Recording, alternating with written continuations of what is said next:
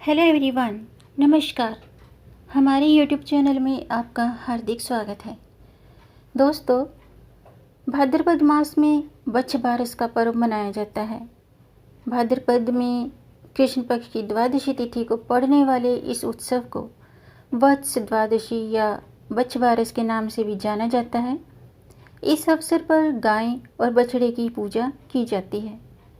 हमारे शास्त्रों में इसका महात्म्य बताते हुए कहा गया है कि वत्स बारस के दिन जिस घर की महिलाएं गौ माता का पूजन करती हैं, पूजा आराधना करती हैं, पूजन अर्चन करती हैं, गाय को रोटी और हरा चारा खिलाकर तृप्त करती हैं, उस घर में माँ लक्ष्मी की कृपा सदैव बनी रहती है और उस परिवार में कभी भी कोई भी किसी की भी अकाल मृत्यु नहीं होती है।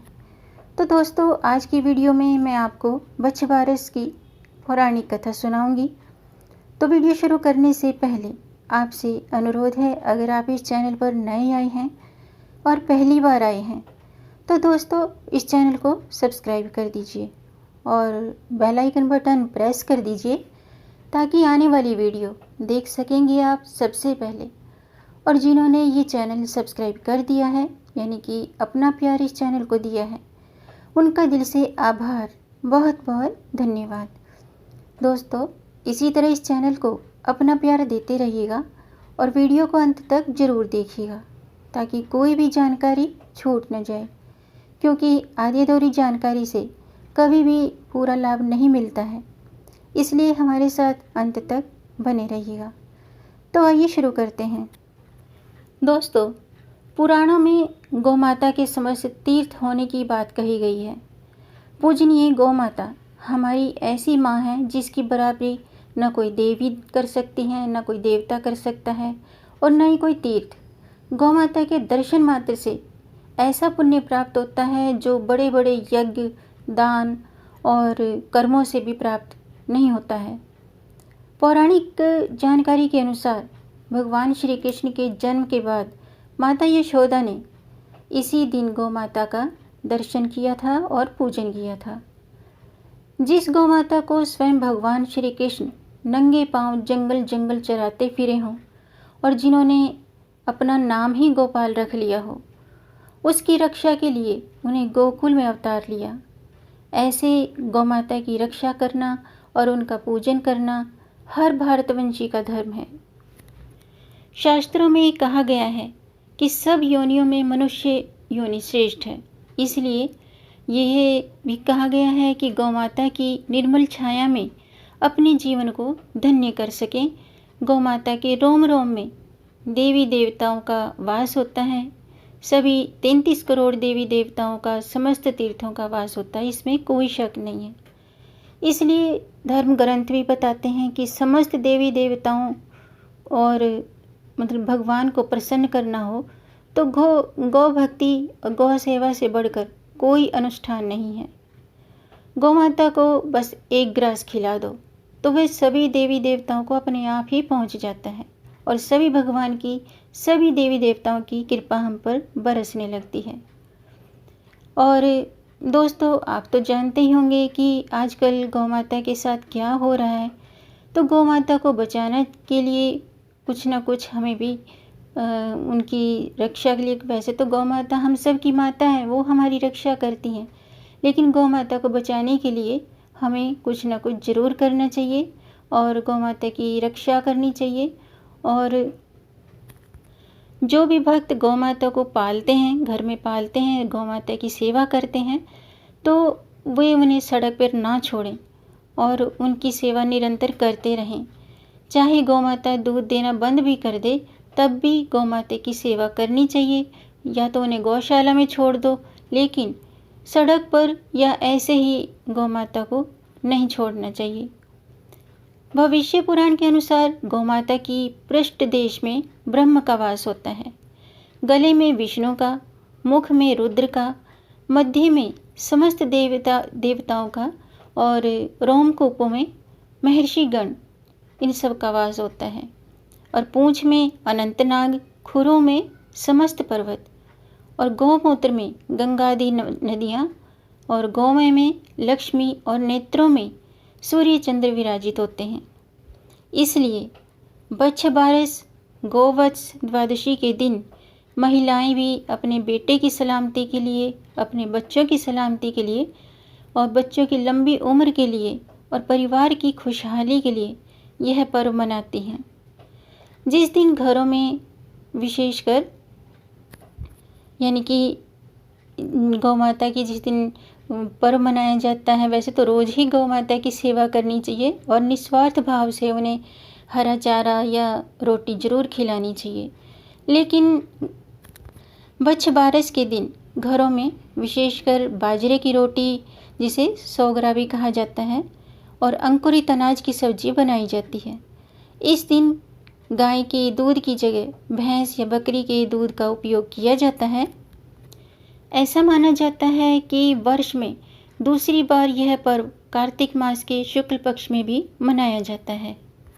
दोस्तों, गोधन संरक्षण के लिए एकमात्र यही उपाय है कि पहल हमें पुनः गोधन की उपयोगिता स्थापित करनी होगी और वर्तमान में परिदृश्य में हम गोधन संरक्षण के लिए पूर्णतः गौशाला पर निर्भर हो गए हैं। गौशाला एक तरह से गायों के लिए सहारा भर है। यदि उसे हम पूर्णकालिक गौ संरक्षण व्यवस्था की तरह अपनाएंगे तो गौवंश रक्षा का हमारा उद्देश्य शायद ही फलीभूत होगा।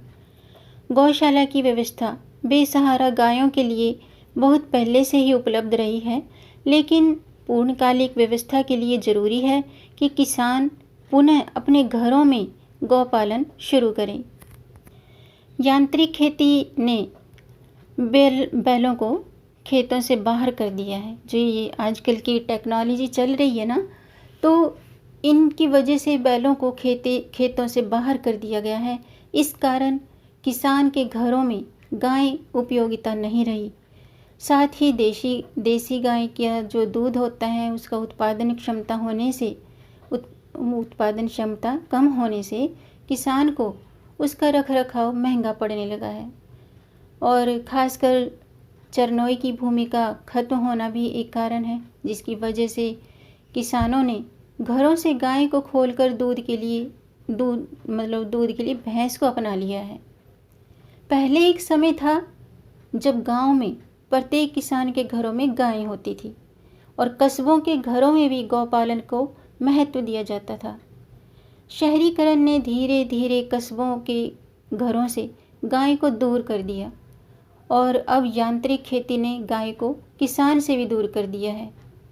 कई सालों से ये स्थिति बनी हुई है कि गांव के किसान खुद अपने गौवंश को मतलब गौशाला में छोड़कर चले आते हैं, जो कि ये बहुत गलत है। ऐसा नहीं करना चाहिए। गौशालाओं में ये हाल है कि जगह न होने के कारण, कम जगह होने के कारण या जगह न होने के कारण अत्यधिक गायों की उपलब्धता के कारण उनका रखरखाव करना कठिन हो गया है, जिससे क्या है कि गायों में बीमारियां होने का भय बना रहता है। सीमित तंगहाल जगह और उस पर गायों की अधिकता से गौशालाओं में गायों की जो मृत्यु दर है वो भी तेज़ी से बढ़ रही है। यदि वास्तव में गौवंश की सुरक्षा करना है तो कुछ ऐसे उपायों पर विचार किया जाना चाहिए जिससे कि किसान पुनः गौपालन की ओर उन्मुख हो। इसके लिए गौपालक किसानों को प्रतिमाह गाय के लिए कुछ अनुदान दिया जाए और यदि कोई किसान यांत्रिक खेती की जगह बैलों पर निर्भर रहता है तो ऐसे किसानों को गौशाला की निगरानी और माध्यम से अनुदान या फ्री खाद बीज प्रदान कराने चाहिए। और एक और महत्वपूर्ण सुझाव है कि यदि सरकार किसानों से सीधे उच्च दर पर गाय का दूध खरीदे और उसे कम कीमत पर बाजार में उपलब्ध कराए तो हो सकता है कि हमारे किसान पुनः घरों में गौपालन शुरू कर दें। गाय के दूध के उपयोग का प्रचार प्रसार इसमें बहुत सहायक होगा और किसानों को भी गायों के दूध से एक नया आय स्रोत दिखने लगेगा, जो खासकर छोटे किसानों को खेती से भी जोड़े रखेगा और गाँव में पलायन को भी रोकेगा। यानी कि अगर सरकार फार्मर्स की हेल्प करे तो ख़ास तौर से जो छोटे किसान हैं वो उनको खेती से जोड़े रखेगा और गांव से पलायन भी रुकेगा। आइए अब आपको मैं बच्छ बारस की पौराणिक कथा सुना रही हूँ, ध्यान से सुनिएगा। अगर आप भी भगवान श्री कृष्ण की पूजा करते हैं, गौ माता की सेवा करते हैं, तो आपको ये कथा ज़रूर सुननी चाहिए। तो ध्यान से सुनिएगा। प्राचीन कथा के अनुसार एक समय में भारत में सुवर्णपुर नामक एक नगर था।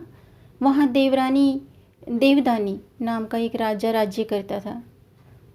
उस राजा का नाम था देवदानी। उसके पास एक गाय और एक भैंस थी।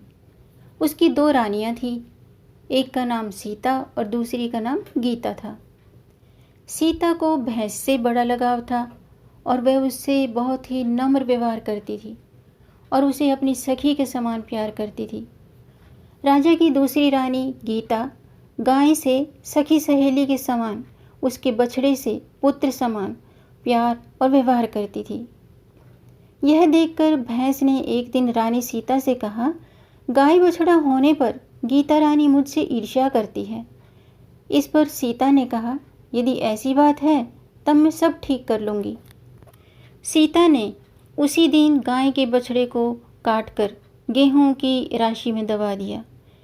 इस घटना के बारे में किसी को कुछ भी पता नहीं चला, किंतु जब राजा भोजन करने बैठा तो तभी मांस और रक्त की वर्षा होने लगी। महल के चारों ओर रक्त और मांस दिखाई देने लगा।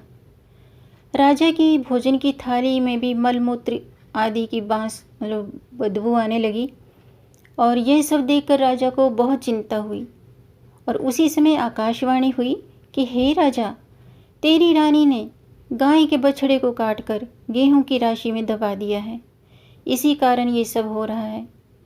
कल गोवत्स द्वादशी है, इसलिए कल अपनी भैंस को नगर से बाहर निकाल दीजिए और गाय और बछड़े की पूजा करें।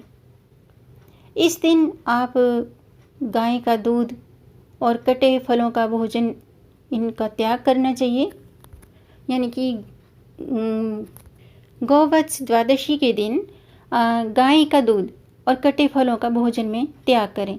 इससे आपकी रानी द्वारा किया गया पाप नष्ट हो जाएगा और जो बछड़ा है वो भी जिंदा हो जाएगा। तभी से गोवत्स द्वादशी के दिन गाय बछड़े की पूजा करने का महत्व माना गया है। तभी से मतलब गोवत्स द्वादशी के दिन गाय बछड़े की पूजा करते हैं और गाय और बछड़ों की सेवा करते हैं।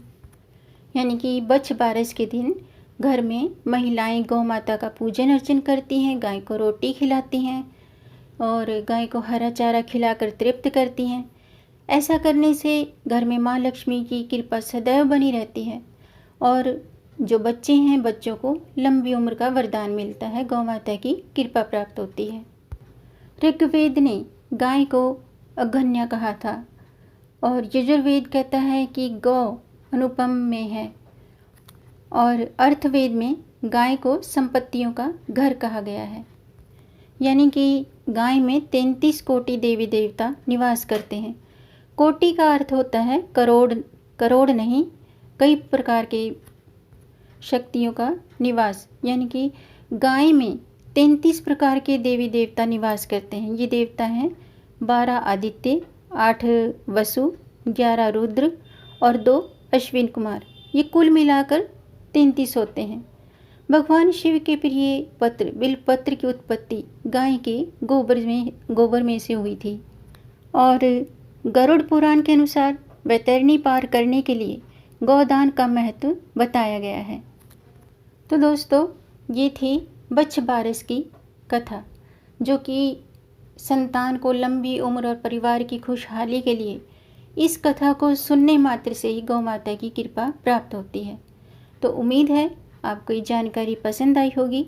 अगर आपको ये जानकारी अच्छी लगी हो तो आप इसे लाइक कर सकते हैं, आगे बढ़ा के शेयर कर सकते हैं ताकि इस जानकारी से औरों को भी लाभ प्राप्त हो।